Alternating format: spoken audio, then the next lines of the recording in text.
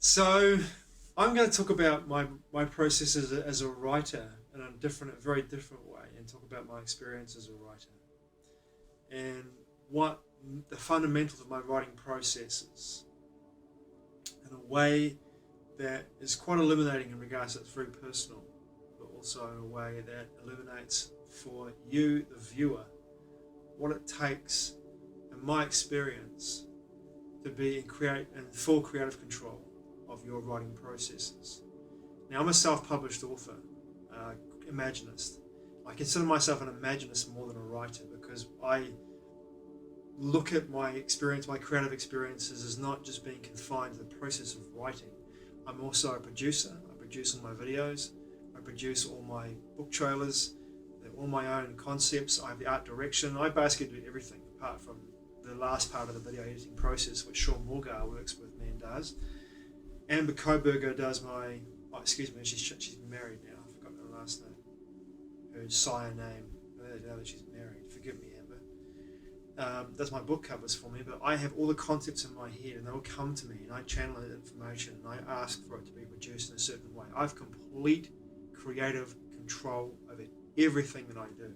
Not because I'm OCD, but because that's who I am and who I want to be. I'm an imaginist, and this is what my processes are. I have people that work with me and I give them the room and the space to be able to bring into my creations their own touches, their own inspirations, their own creative power. But as a creative imaginist, someone who has the ability to look at a very big picture and then put the pieces together for that picture in a way that brings into the world the essence of who I am on many levels of existence, multidimensional existence. For me to be in full creative control is necessary for that energies to all coalesce into an alignment that allows me to bring into this reality what I create. So for me to hand my work over to somebody else, and on regards to a publisher who would put lines through, no, this has got to go, this has got to go, that paragraph's going to go over here, that concept's going to go over here, that's going to go over here, that's got to go, that's got to go, you can't publish this, you can't write that, you can't do this, you can't do that, or you can do this but you can't do that. Forget about it. I've got an editor and a proofreader that does that for me, who's been working with me since 2008, and she does incredible work. She has sharpened me from being a blunt, raw tool into a refined writer on many levels. She's made me into the writer that I am today. Now, having said that, I haven't written anything since 2020 in regards to books. I've done 2 spoken word albums. One of them I've recorded, I've recorded both albums, but produced one of them. It's on SoundCloud and on my website as well, which is Genesis, A Poetic Start to a New Decade, which I produced and created in 2020. It took 2 years to find the right people, right personnel to get that off the ground into a place with a sound engineer in Australia on the Gold Coast to get it fully produced into a way that I was happy with. And another album called In My Life, which is a book for friends and lovers. Sorry, a recorded spoken word album, which I produced as well. I will produce at some point. It's just, for me, it's the cost. Like, this is the big thing too in regards to my writing processes and my production. I pay for everything out of my own pocket. I've spent well over $100,000, probably more than close to $200,000 probably on my processes, my creative processes since 2008. I've spent a lot of money on my hobby, my passion really, and I'll keep doing it because that's just who I am. It's my creative outlet in my life. It keeps me sane, it keeps my heart full of love for the joy of creating. As a writer, being able to write what I write, channeling what I write, then go to a place where I coalesce all this information into a place where it becomes a book with the help of Odelia, my editor and my proofreader.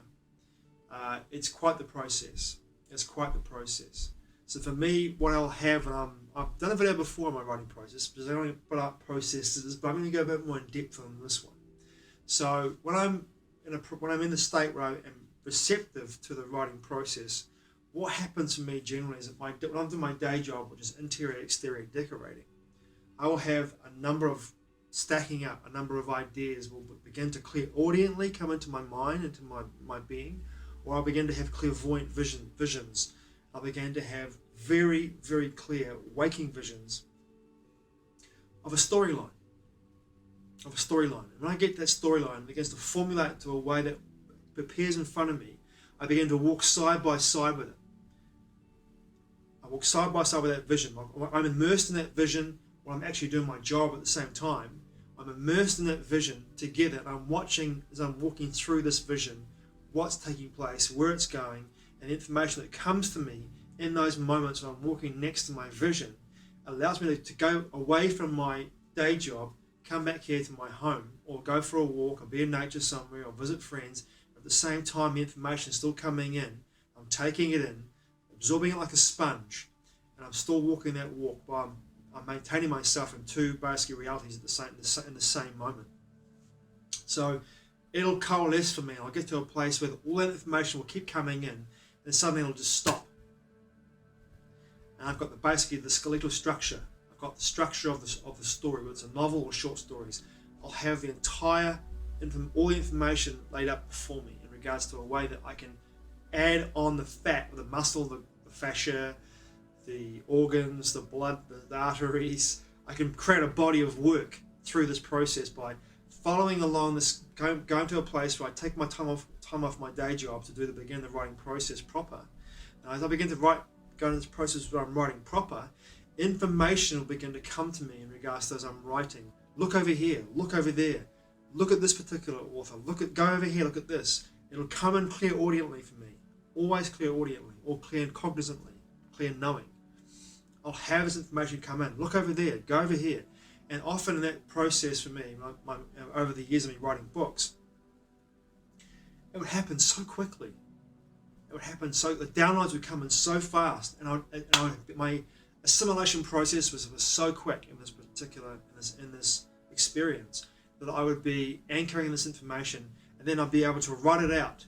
And when I wrote all this information out in regards to the books that I've written, and the short stories that I've written, and the poetry books that I've written as well, it came out so quickly. It's almost like, in some ways, when I let it go and put it into the written work, and it's the final product that's been published, it's almost like someone else wrote it.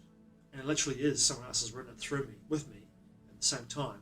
And those books that I've written, I often read them and go like, oh my God, we wrote this? And I just, wow, amazing. And it's like I'm in that trance state so deeply when I'm writing these books. And my processes are so clear in regards to what happens for me.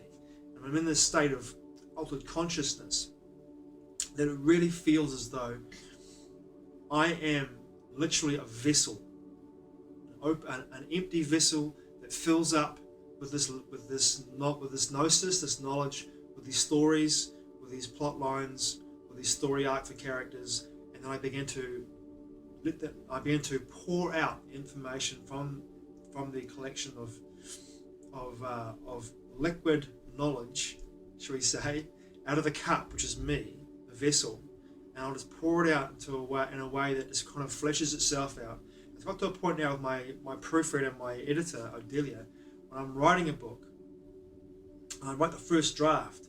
The first draft just comes out so quickly and so effortlessly because of the ability Odelia has had with me to be able to nurture me, to be able to refine my my writing processes, and she is instrumental in making me the writer I am today, and how this process actually works for me. So I will be at the computer, and I'll be in this trance-like state, watching myself immersed in the story I'm writing about. Whether it's a short story, whether it's part of a novel arc, story arc of a character, or a scene, I'm immersed in the scene. I'm there in the scene with the protagonist, the antagonist, or any other characters in that story. I'm in that story, watching the whole thing go down as a witness. I'm a ghost in the machine, so to speak. I'm a ghost in the scene that I'm writing about. I'm watching it all happen around me. I'm so tactile in my experience. I'm feeling all the feelings, having all the experiences of all the characters I'm writing about. I'm feeling everything all at the same time as writing this information down on my computer, writing it out. I'm writing it, watching it, feeling it, being completely immersed in this experience. Completely immersed in it. So often I feel uplifted when I leave my writing processes, when I leave the computer. I feel uplifted by if it's a really uplifting scene, or I feel quite shaken if it's a very shall we say, disturbing scene I'm writing about. It's horror macabre or erotic fiction, or it's a scene in a novel that's quite disturbing, shall we say. Right, some of the information I've written about in regards to what I've discerned and also chosen to express in my creativity over the years, especially in Entwined and United and in Sanctum, the novels, is quite disturbing. It is quite, if you have, in my perception, it's very disturbing, shall I say. In my perception, it's very disturbing.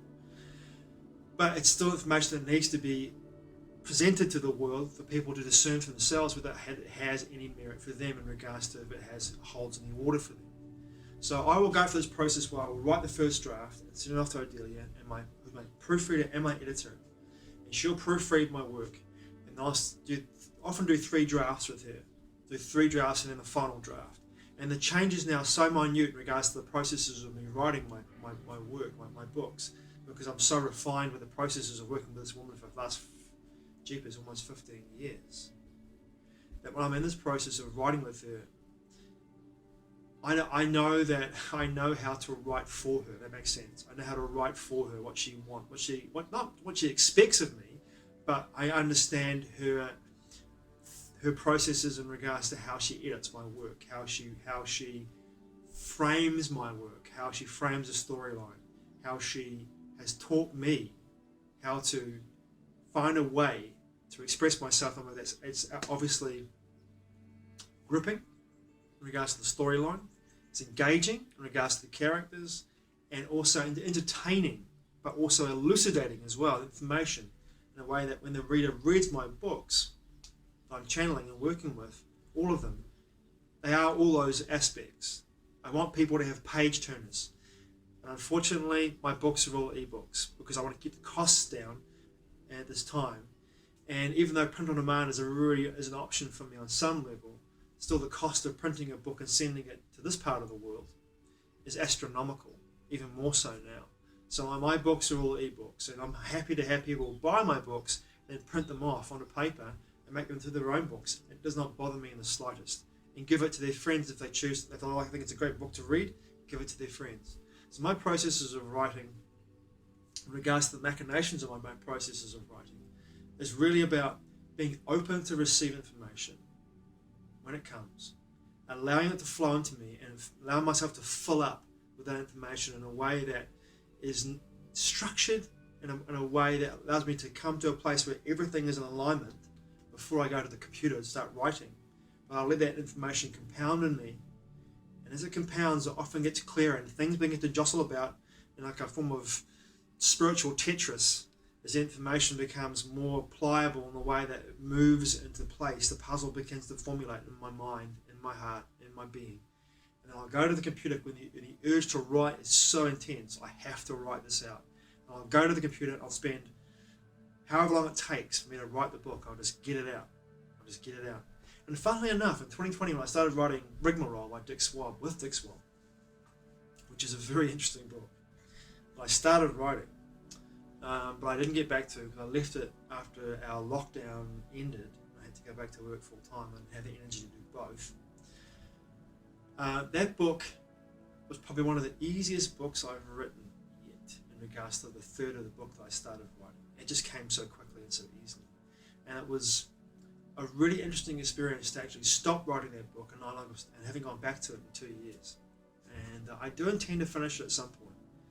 But I had this feeling as if I had said everything I wanted to say, and I needed to use another medium also in my creativity, which is why I've done podcasts and now video casts as well, or video blogs, to be able to express myself in a different way other than writing, because my writing processes and my writing experience was so composite also in regards to my healing processes.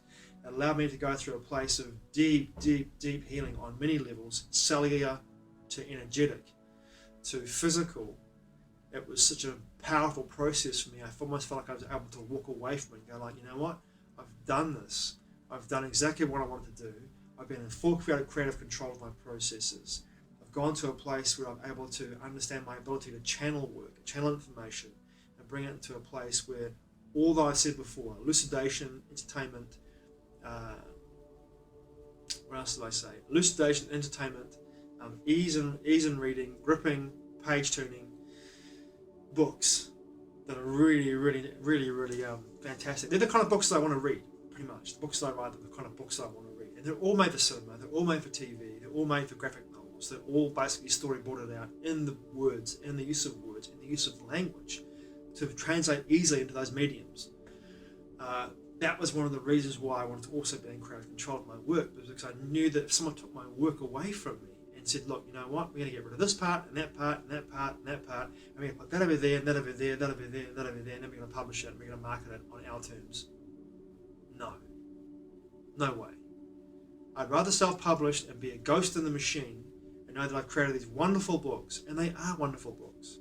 I'm not blowing my own trumpet. They are all wonderful books. If you like to read the kind of books that I like to read, the kind of books I like to write. And what kind of books are those? It's hard to define the books and the genres that I write. I write across so many genres, so many.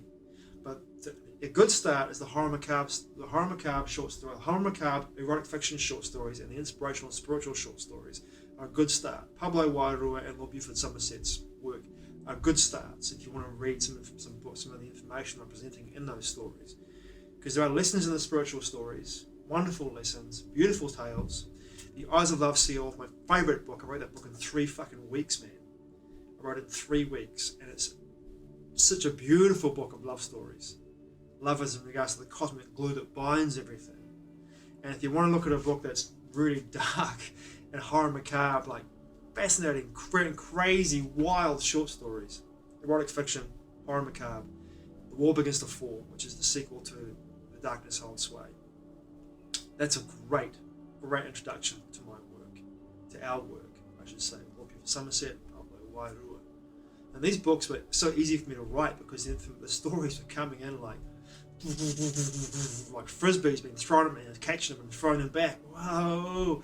And I wrote these books, these 6 collections of short stories, 3 horror macabre short stories, erotic fiction collections of short stories, and 3 inspirational, spiritual, metaphysical, supernatural fables, books of fables.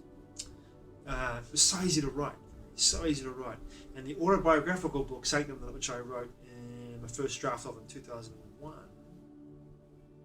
2002, was also very easy to write. It's had many incarnations over the years, many refinements, many revisements over the years. It's also very easy for me to write because I was writing about my life, channeling information about my life on Atlantis, and then visualizing myself in a place where I took on the love that I felt for somebody, my 2 closest friends at the time actually in Vancouver, and took that into a place where our lives intertwined in a way that was beautiful, fairy tale-like, futuristic, powerful, visionary, and quite wonderful, really. And then the 2 books in the series, Entwined and United, where I basically took on all the information that I had discovered up until that time. And some of it now is very prescient. Some of the work in United is very prescient today in regards to information that's presenting itself in the world of 2022, 2023 coming up. Some of the work, some of the writing and some of the information in that book, I see now people talking about in 2022. It's like, wow, okay, that's interesting. And I can see people tapping into that information that was already there for us to alter, to discern for ourselves. But I wrote that book in 2016, and I can tell you that information came like a lightning strike. And I wrote that book. You know, when I was going to write United, which is the sequel to Entwine, I dreaded it at first. I thought, my God, how do I make a sequel to this book? It was so great. And I tell you what, I knocked it out of the park. United's a great book. And to write 2 books of poetry, 3 actually, 3 books of poetry, has been a joy. It's been a joy to be able to exercise that part of my life, which first got me into the writing process in the first place. It's been a joy to be able to write from my heart and with Ihor Grace, my poetic heart, the character, the part of myself from multidimensional existence, my moody Lord Byron. was a joy to be able to express myself in that way, because I've always been a poet. I'm a poet first and foremost, and that's where I get my gusto from poetry, and that's the magic of being able to write a book of poems for two wonderful, wonderful women in my life. Amazing, truly amazing. So remember this, you're writing for yourself and self-published. It doesn't matter if people don't buy your books. If you're writing for the sake of writing, if it's healing you on a deeper level, if you're allowing your creativity to express itself into the universe, that's a gift. That's a gift that you've been given. I mean, to be able to sell 1 million books or millions and millions of copies of books and be a popular author, well, great. If you can do that, hey, kudos to you, man. Kudos to you. But for me, the whole idea of being a creative imaginist in the first place was creating for the sake of creating. And being in full creative control for me has been one of the most important aspects of my creative processes, because it allows me to be and do whatever I choose to do in a way that allows me to express myself authentically and with the realness of the real, without having someone to say, no, you can't publish that, no, you can't write that, that's got to go over there, that's got to go over there, no, you can't publish this, no, that will never sell, forget about it. It doesn't matter. It doesn't sell. It doesn't matter. What matters is that you choose to create. Get it out there. Share your gifts with the world. If you're an author and you're writing self-published books, get your work out there. Just do it, because it's part of who you are, and it's healing enough as in itself, as that you're bringing who you are into the world, into this reality. Do it for you and for no one else. If anyone else gets your work and gets what you're doing and loves it, great, wonderful, wonderful. But my experience, just do it for you. Just do it for you. First and foremost, it's your gift to the universe. The universe moving through you to share with itself. Thanks for watching. I truly appreciate it. Matewa. I'll see you again soon.